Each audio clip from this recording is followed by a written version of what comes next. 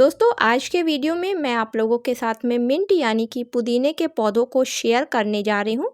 तो दोस्तों अब गर्मियों की शुरुआत हो चुकी है और पुदीने के पौधों को अच्छी तरीके से ग्रोथ करने के लिए 24 डिग्री सेल्सियस का टेम्परेचर चाहिए होता है। इसी के साथ में जब एटमॉस्फेयर में 40 से 50% की ह्यूमिडिटी होती है तो पुदीने के पौधे काफ़ी अच्छी तरीके से ग्रोथ करते हैं। और फरवरी के महीने में ये टेम्परेचर और इतनी ह्यूमिडिटी बनी रहती है। यही वजह होती है कि फरवरी लगते ही पुदीने के पौधे अच्छी तरीके से ग्रोथ करने लगते हैं।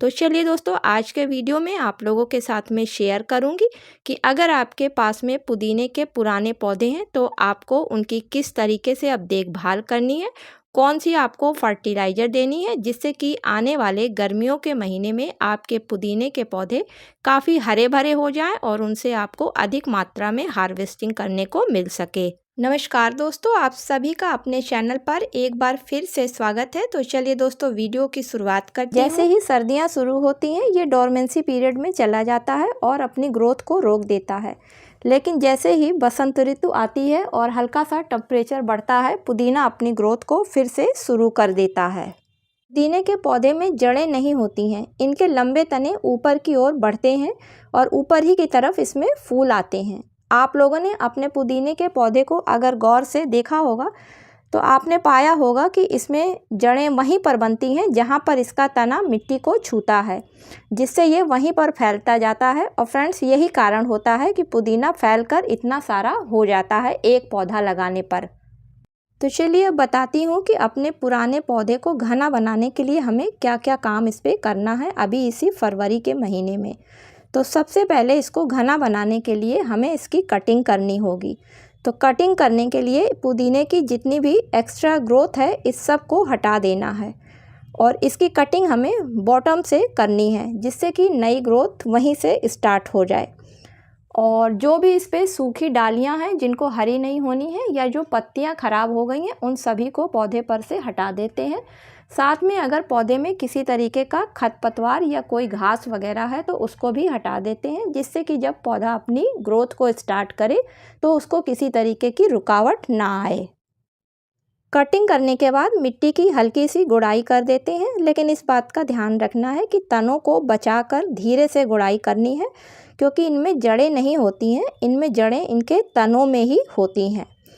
आप रिपोर्ट भी अभी कर सकते हैं, लेकिन अभी इसके लिए ये समय सही नहीं है। मार्च के महीने में रिपोर्ट या फिर कटिंग के द्वारा पौधे को लगाया जा सकता है। अभी सिर्फ अपने पुराने पुदीने के पौधे की सिर्फ कटिंग करके उसको खाद ही देना है, क्योंकि पुदीने के तने पूरी मिट्टी में फैले हुए हैं और इन तनों को बचा के हल्की सी जगह बनानी है खाद देने के लिए। और खाद देने के लिए इसमें वर्मी कंपोस्ट और नीम खली का पाउडर मिलाना है। फ्रेंड्स नीम खली के पाउडर से अगर किसी तरीके का कोई कीड़ा मकोड़ा होएगा तो वो पौधे पर से हट जाएगा। अगर किसी तरीके की फंगस वगैरह भी मिट्टी में लगी हुई है तो वो भी इससे हट जाएगी। और वर्मी कंपोस्ट देने का ये फ़ायदा होगा कि इसमें नाइट्रोजन, फास्फोरस और पोटेशियम के अलावा बहुत से ऐसे माइक्रो न्यूट्रिएंट्स होते हैं जो कि पौधे की अच्छी ग्रोथ के लिए काफ़ी ज़रूरी होते हैं। तो क्योंकि पौधों के तने मिट्टी में काफ़ी फैले हुए होते हैं, इसलिए फ्रेंड्स इसमें खाद हमेशा छिड़क के दी जाती है। तो आप जब अपने पौधों में खाद दें तो हमेशा ऊपर से छिड़क के इस तरीके से दे दें और देने के बाद में ऊपर से पानी डाल दें। पानी इतना देना होता है जितना कि अच्छी तरीके से मिट्टी भीग जाए। आप देखेंगे कि लगभग 1 हफ्ते बाद ही आपके पौधे में नई ग्रोथ आनी शुरू हो गई है। और अब इस पौधे को धूप की बात करें तो फ्रेंड्स अभी इसको आप धूप में रख सकते हैं, लेकिन जब अप्रैल मई की तेज़ धूप होती है उस समय इसको किसी सेमी शेड एरिया में उठा के रखना होता है, और नहीं तो पुदीने की पत्तियां जल जाती हैं। तो इस तरीके से दोस्तों अगर आप अपने पुराने पुदीने के पौधों पर अभी फरवरी के महीने में इन ज़रूरी कामों को कर देते हैं और इस तरीके से फर्टिलाइज़र का इस्तेमाल कर लेते हैं तो जितने भी आपके पुराने पुदीने के पौधे हैं वो सभी काफ़ी तेज़ी से ग्रोथ करने लगेंगे। साथ ही साथ आप देखेंगे कि उनकी पत्तियाँ भी काफ़ी बड़ी और हरी चमकदार हो गई हैं। इसके बाद जब आपके पौधे अच्छी तरीके से ग्रोथ करने लगें तो दोस्तों उसमें हर 15 दिन के अंतर पर चाय की पत्ती की फर्टिलाइज़र बनाकर आप लिक्विड दे सकते हैं, या फिर आप वर्मी कंपोस्ट की लिक्विड फर्टिलाइज़र बनाकर दे सकते हैं।